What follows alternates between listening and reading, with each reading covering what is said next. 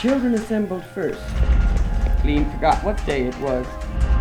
The official of the lottery used to stand just so. The morning of June 27th was clear and sunny, with the fresh warmth of a full summer day. The flowers were blossoming profusely and the grass... Afternoon tea with a wary eye to the sugar bowl. A trip to the dentist, where more than just a tooth is lost. A search for your fiancé on your wedding day, and every day, without end. Her settings familiar, her situations normal, uneasy, anxious, paranoid, terrifying. We return to Shirley Jackson's work again and again. Her straightforward prose invites us to the table, comforts us, like the dinners she made for her family and friends, until we become outsiders. Her humor and wit lures us across, quietly, the fine line between mental illness and the supernatural, forces us to face the truth about ourselves and our fears. We return to Shirley Jackson's work again and again. The world is stacked against us. Sinister forces are at work around us. We return to Shirley Jackson's work again and again. And then they were upon her.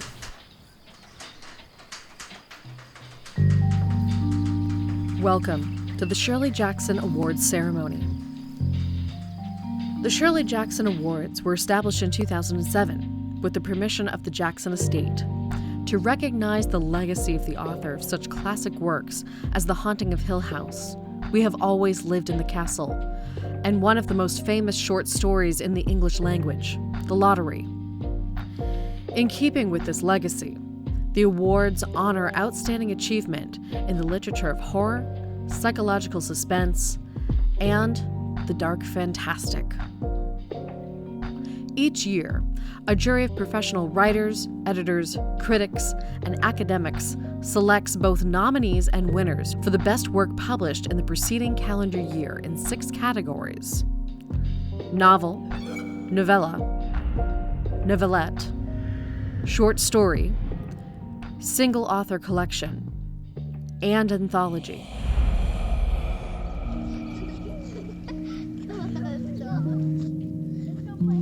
We are also deeply grateful to Shirley Jackson's family for their continued confidence and support.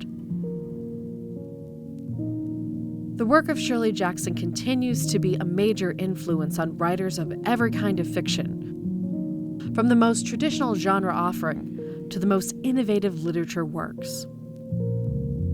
We are pleased to honor her work by honoring the work of extraordinary writers on this year's ballot. Thank you for joining us, and we hope you enjoy the ceremony.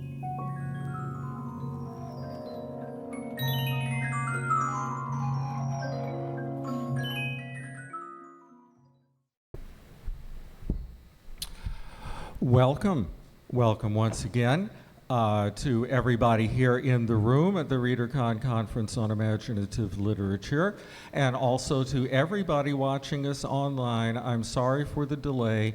I wish I could give you a plausible explanation, but if there's anything that Shirley Jackson teaches us, it's that not everything can be explained. So I'm Brett Cox. I am the president of the board of directors of the Shirley Jackson Awards, and I'm delighted to see you all here today. My main job is simply to thank a whole bunch of people and acknowledge a whole bunch of other people. So let me get right to that. Ever since we established the Shirley Jackson Awards in 2007, we have had the unceasing and enthusiastic support of the Shirley Jackson family, the estate of Shirley Jackson, and we continue to be grateful for that. We have also had the continuing support of Readercon. They are always happy for us to be here, and we are always happy to be here. So thanks to everybody at Readercon. I want to also acknowledge my fellow members Of the board of directors of the Shirley Jackson Awards, Linda D. Addison, Jack M. Haringa, Victor Laval, Lisa Morton, and our newest member, Kate Mariyama. And I'm saving some special remarks for Joanne for the wrap-up, but she's there too. And our lengthy and distinguished list of the Board of Advisors, which includes among that number my and Joanne's fellow co-founders of the award, John Langan, Sarah Langan, and Paul Tremblay. And for the people who are new here this year, yes, Joanne and I are not related, and John Langan and Sarah Langan are not related. We still can't figure out what to do with Paul. And at this point, that joke is so old, I think it is now eligible for the Cordwainer Smith Rediscovery Award. But it's a good icebreaker. And I also want to give special thanks to this year's jurors, as listed in your program: Bill Campbell, Gwendolyn Keist, Will Ludwigson, Anya Martin, and Eden Royce. I've done my time on the jury, and if any of you have ever been on awards juries, you know what is involved with that. It is heroic work. And I'm very grateful to our jurors. Right, yes. And not only for doing the work, but also for the result being such an extraordinary list of nominees. And to that end, I want to ask, we do have a number of our nominees present here, so I'd like to ask everybody who is on this year's Shirley Jackson ballot to stand up and be recognized. All of our nominees. All of our nominees. Yay.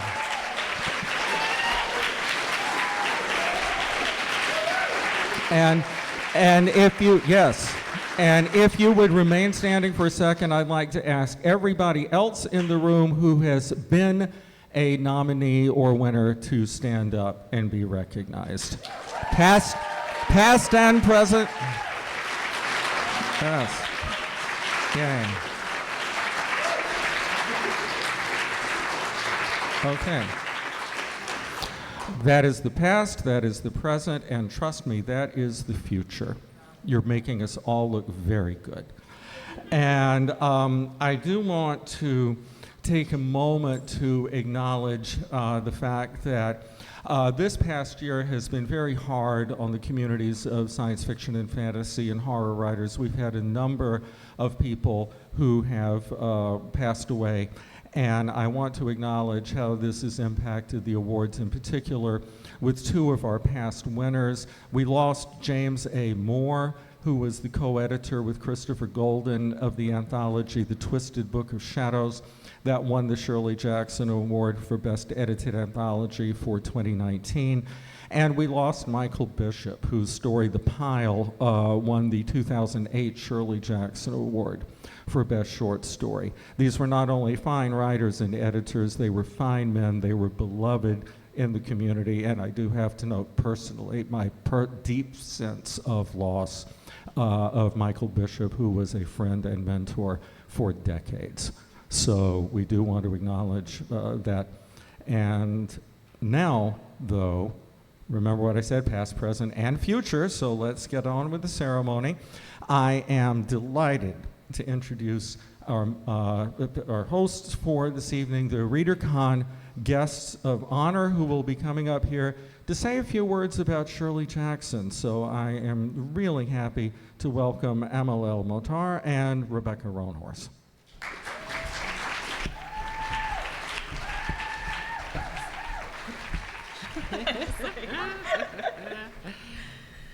Hello. Hi. Hi.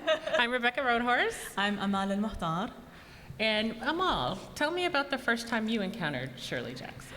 I was most likely too young to be reading the anthology that I was reading, but there was an anthology and it had the lottery in it. And I think I was something like 10 years old when I read the lottery. And it was dazzling. It was dazzling to me that a story could be like that and could be scary in that way. And it really stayed with me for a very long time, because I proceeded to not read anything else by Shirley Jackson, because when you're 10 years old, you don't really think about stories as having authors. It was just something I encountered in an anthology that meant it was this sui generis thing, and that it just was like a landmark more than something a person had done. And it really wasn't until probably my late 20s that I became aware of Shirley Jackson as an author who had written other things besides that. And it took much longer than that. It took until literally last year for me to read The Haunting of Hill House, which absolutely transformed and rewired my brain and made me want to sort of reread everything that I had ever read in light of it and in what fiction could do.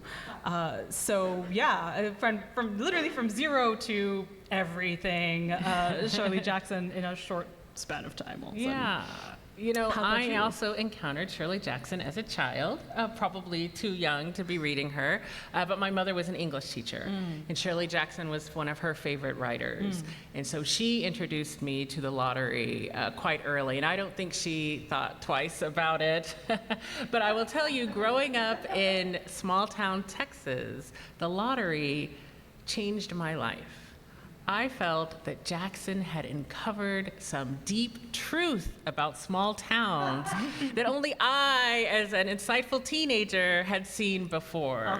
That there was a rot at the heart of small town thinking, and it felt transformative to me. I felt vindicated that someone else had seen this truth that I had only seen before. And I remember that feeling of, I'm not the only one. And so certainly I am not the only writer that she has influenced. As the short film said, she continues to be an influence on contemporary horror writers today. I know that people like Stephen King and Carmen Maria Machado have cited her as influences. And of course, as recently as 2018, Netflix had a miniseries based on The Haunting of Hill House. I love to think, too, that her influence extends beyond even people who identify themselves as horror writers. I think that this is, genres can be little boxes and stuff, but I love to think of Jackson as putting forward inky tendrils into all sorts of things, bursting through bounds of like what people might think of as a genre convention, and instead getting into the sort of brains and guts and nervous systems of a lot of writers who are writing other things. I keep thinking now that when I write, now that I have read this book that felt so activating, I guess, that there is this aspirational quality. There is something else that I feel I want my fiction to do. And whether or not I get to reach anything like that, I feel those inky tendrils in my heart. So, Yeah. Well, I will tell you this at least. I have never looked at my small town neighbors the same way. Okay, so let's get started. I know why you're all here. Yes. I'm going to start with the nominees in the short. The board of directors. Oh. Somebody else doing it?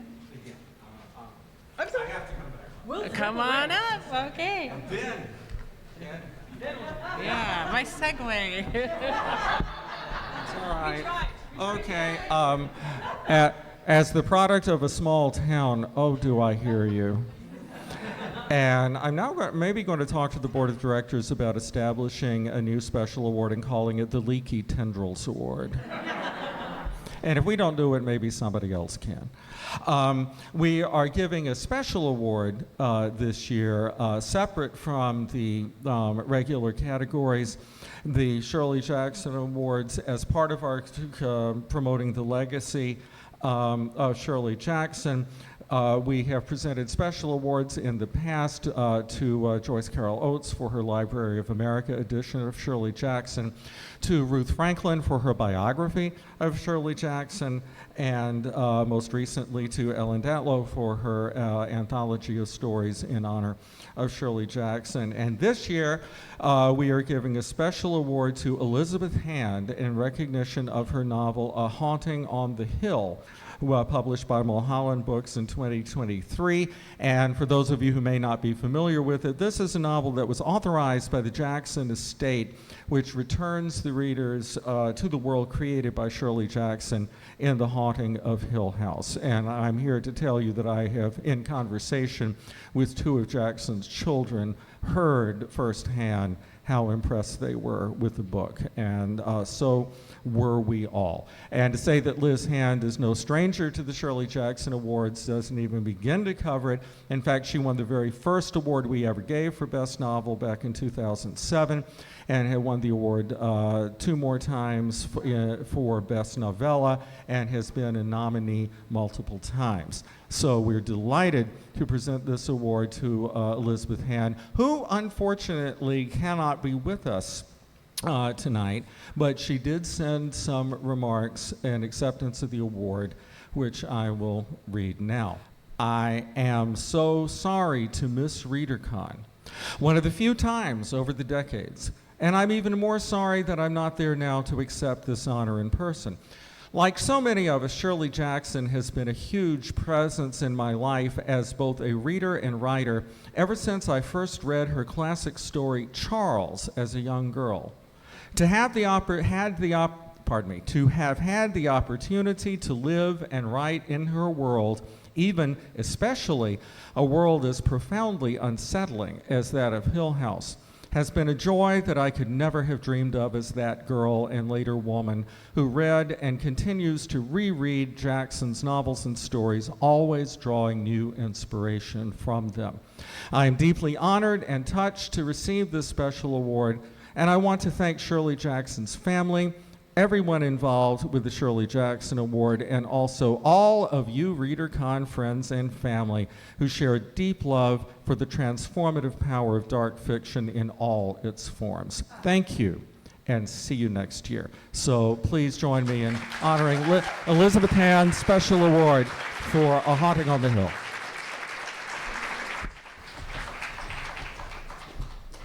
Okay, we're going to try this again. And we're back.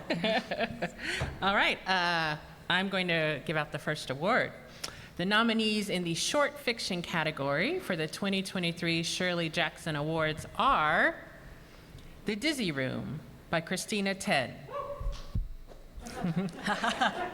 The First Mrs. Edward Rochester Would Like a Word by Laura Blackwell. Invasion of the Baby Snatchers by Leslie Nika Arima.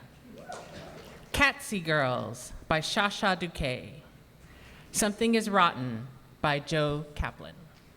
And the award goes to... Thank you.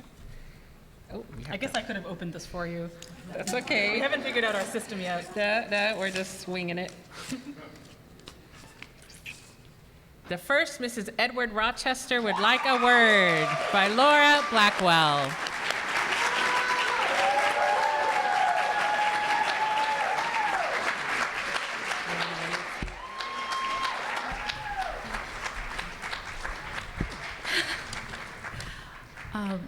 First, I'd like to thank everyone involved in the Shirley Jackson Awards, the family, the directors, the advisors, Readercon, and of course, the jurors. That anyone at all read a story of mine and liked it is a joy in itself. That any of these jurors did is an immense honor. The honor is increased by the company. It's a heady thing to have My Little Rage Blossom placed along such important work by such wonderful writers, and in such proximity to the name and the work of the brilliant Shirley Jackson.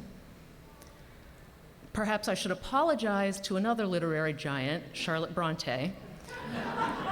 Although I like to think that if she were writing now, she might let Jane Eyre realize that a 19-year-old's crush on her boss is not necessarily the stuff of healthy relationships.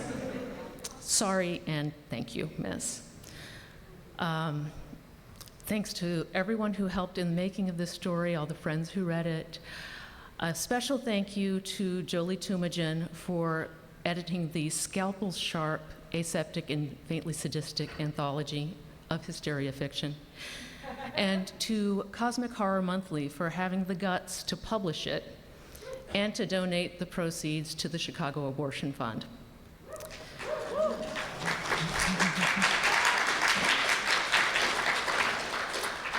I also thank my children for helping me hone the craft of writing very short stories in a rush of urgency. And most of all, I thank my husband for being absolutely nothing like Edward Rochester. Thank you.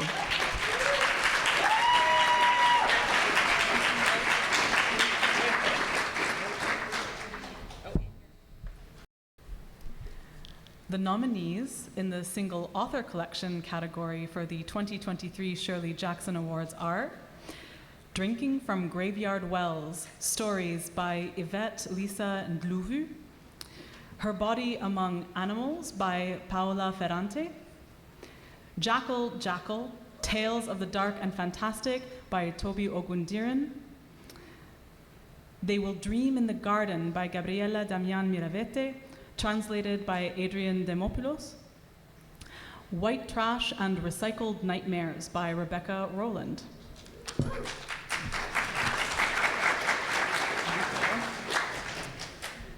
And the award goes to, I don't know why it went up that way.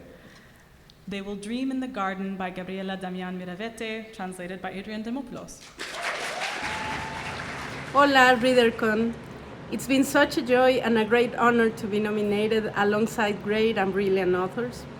Many thanks to the translator of They Will Dream in the Garden, Adrian Demopoulos, for her magnificent work, to Bill Campbell from Rosarium Publishing for believing in me and in this book, and many thanks to the jury of the Shirley Jackson Award for the recognition of our work.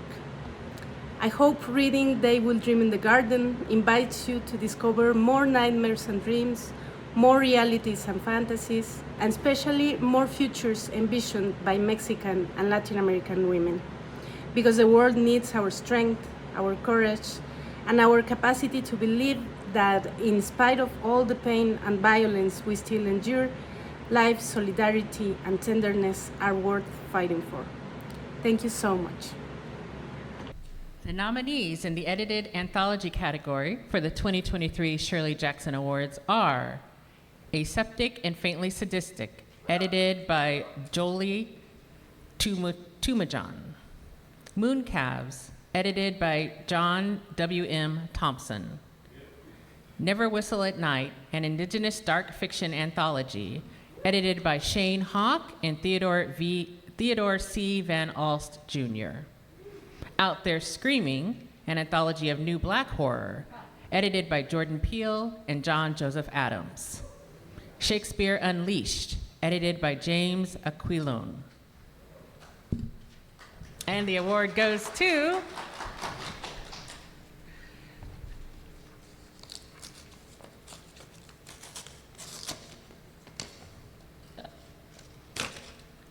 Aseptic and Faintly Sadistic,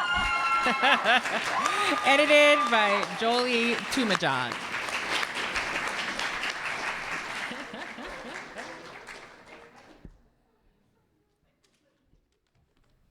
I'm Laura Blackwell, and I have Jolie's speech here. So if you're seeing this, I guess I've just won a Shirley Jackson Award, and that's pretty cool. First and foremost, I would like to thank the Shirley Jackson Awards, their staff, the jury, the administration, everybody who makes a massive undertaking like this run to contribute so much to the community of horror. Thank you. Shirley Jackson is one of my idols, and to be told that I'm contributing to her legacy in even the smallest way means the world to me. AAFS was born directly from the fall of Roe versus Wade.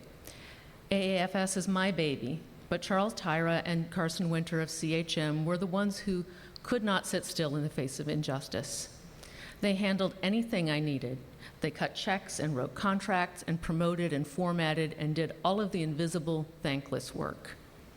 It would not exist without them, or a small army of slush readers, or the other women stepping up to help me when I needed it, from running my release party to giving me advice as a first-time editor. To my friends who cheered me on and retweeted and shouted and supported, publishing is actually a team sport. So to everyone who made this work behind the scenes, I thank you. It naturally would not exist without any of these authors. These writers swung for the fences, and they gave us a furious scream of an anthology. They gave us stories that would make you sick, make you terrified, make you cry, make you grieve, make you feel like you're not alone in the world. I'm so proud to be the person who got to put them together and show everyone. And in closing, reproductive freedom is a fundamental human right, and abortion is necessary health care. And we're not hysterical. We're rioting. Thank you for the honor.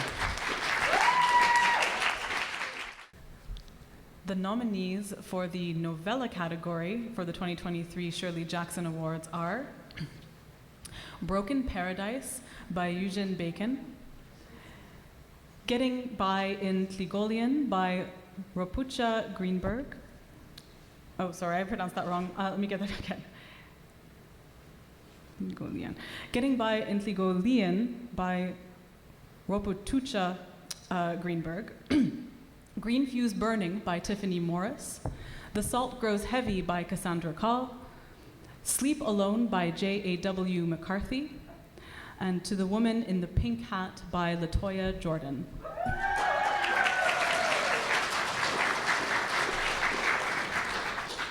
And the award goes to,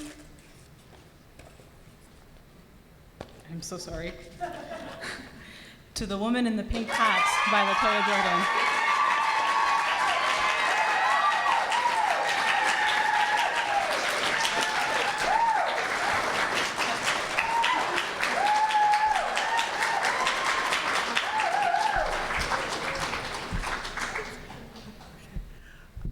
Hi, thank you. I did not prepare a speech because I honestly did not think I was going to win. So I'm very shocked, I'm very surprised, I'm very honored. Thank you to everybody at the Shirley Jackson Awards. Thank you to all jurors. Wow.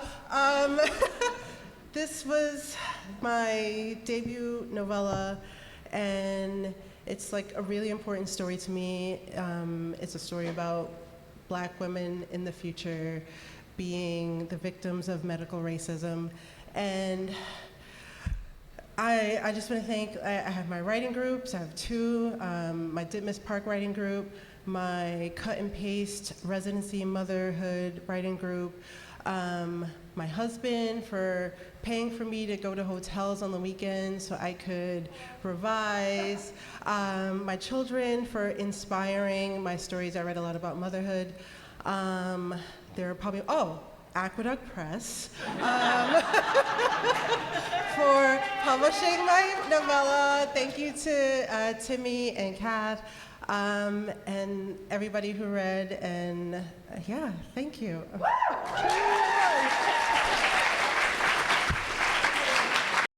The nominees in the Novelette category for the 2023 Shirley Jackson Awards are The Lover by Sylvia Moreno Garcia, People Like Them by Minka Kent, The Pram by Joe Hill, 6 Versions of My Brother Found Under the Bridge by Eviania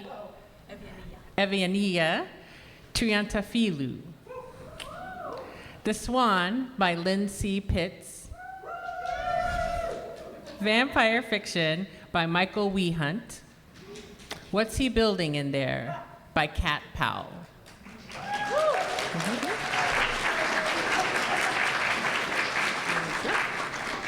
And the award goes to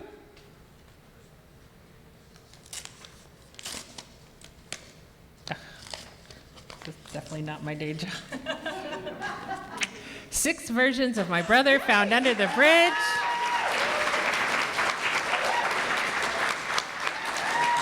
by Eviania Triantfilu. I'm not Eviania, but she has sent me words to read, which I'll do. I'm honored to be her friend and puppet in this.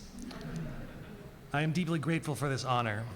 I have been in love with Shirley Jackson's work ever since I read The Lottery, The Haunting of Hill House, We Have Always Lived in the Castle, The Witch. I could go on. Shirley Jackson was a master of domestic horror, of taking everyday habits and people and unearthing the horrors underneath. We live in a time when unspeakable horrors pass before our screens on an everyday basis. The danger of getting used to cruelty is real. Shirley would urge us always to be alert, never to let the facade of domestic life lull us into a false sense of security, never to become the monsters of her horror stories or participate in their making. I wish to honor the memory of Caitlin Thomas, who was and remains the soul of Uncanny Magazine. She will be dearly missed. I wish to thank the Uncanny editors, Lynn and Michael Thomas, Monty Lin and Tanya Chen, for working on this story with me and giving it a place in the magazine. The entire Uncanny staff for their hard work, and every magazine who has ever helped to put my work in front of people's eyes. To my fellow nominees, I have so much love for your words. Being in a ballot with you means as much to me as the award does. I want to thank everyone who voted for the story and everyone who has ever read anything of mine throughout the years. A huge thank you to all of my writer friends and my Clarion West siblings for giving me a community to belong to. I love you and appreciate you. Finally, I would like to thank my partner, Yorgo, without whom none of this would have happened. The journey started when I met you. Six Versions is one of my stories that is closest to my heart, and it did what much of my writing does. It helped me put my feelings into words. This is a story about grief, about acknowledging grief, not necessarily to overcome it, but as a way to live with it. I salute everyone who acknowledges the unimaginable amounts of grief that the genocide against Palestine has brought to the Palestinian people, and to everyone who witnesses it around the world feeling helpless. Please keep your eyes on Gaza and resist it in any big or small way that you can. Thank you. The nominees in the novel category for the 2023 Shirley Jackson Awards are Brainworms by Alison Rumfitt, The Daughters of Block Island by Krista Carmen, Don't Fear the Reaper by Stephen Graham Jones, Every Version Ends in Death by Aliyah Chaudhry, The Militia House by John Milas, and The Reformatory by Tananarive Due. And the award goes to The Reformatory by Tananarive Due.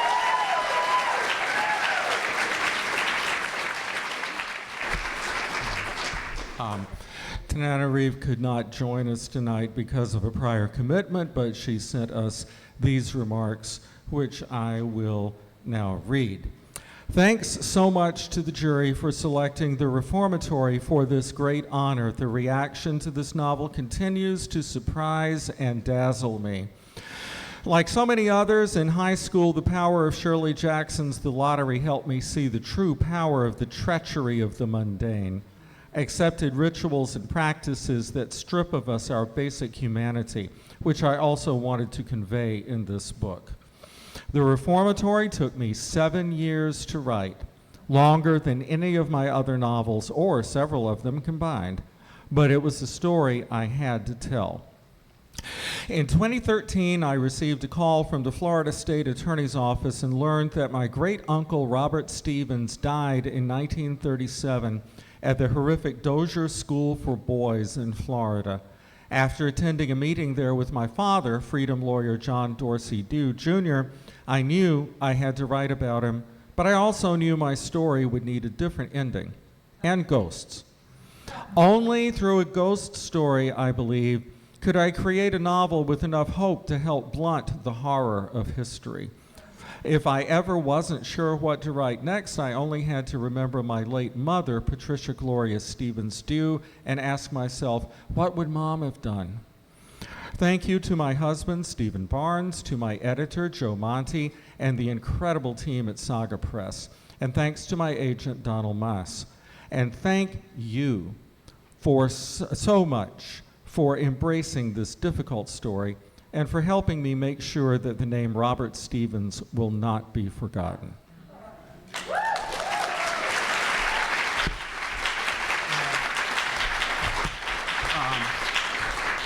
Actually, I think I need to stay up here without the piece of paper that I needed, but I'll figure it out.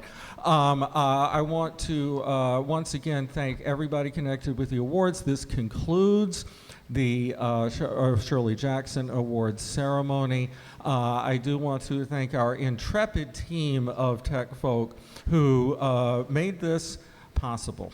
And in terms of, I hope everybody has had a good experience watching this online. And as I said, past, present, and future, and that's all here in this room.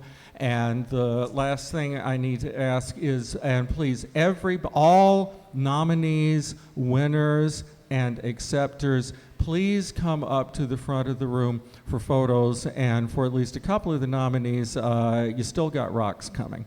So thank you all very much, and we'll see you next year.